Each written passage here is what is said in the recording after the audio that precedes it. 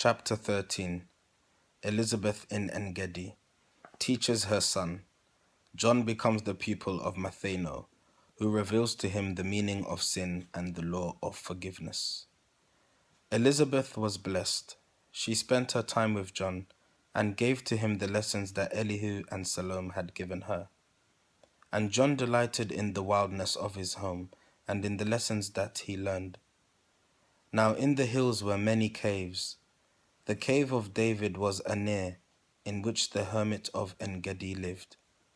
This hermit was Matheno, priest of Egypt, master from the temple of Saqqara.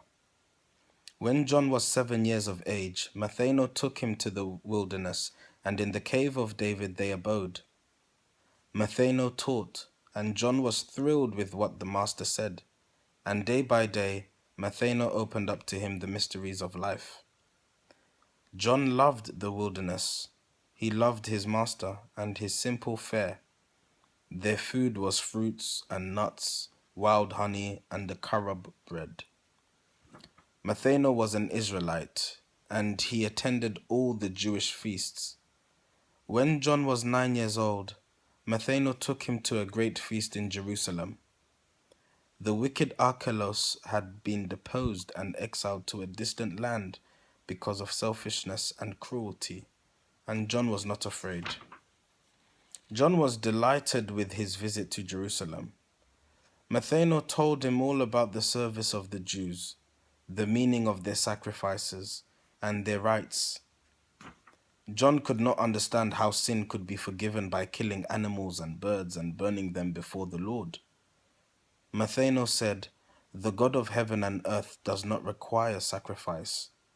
This custom with its cruel rites was borrowed from the idol worshippers of other lands.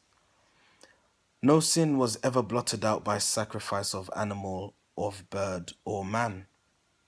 Sin is the rushing forth of man into the fens of wickedness. If one would get away from sin, he must retrace his steps and find his way out of the fens of wickedness. Return and purify your hearts by love and righteousness, and you shall be forgiven. This is the burden of the message that the harbinger shall bring to men." "What is forgiveness?" John inquired. Matheno said, "It is the paying up of debts. A man who wrongs another man can never be forgiven until he rights the wrong.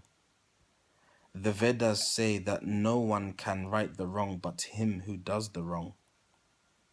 John said, "If this be true, where is the power to forgive except the power that rests in man himself? Can man forgive himself?" Matheno said, "The door is wide ajar.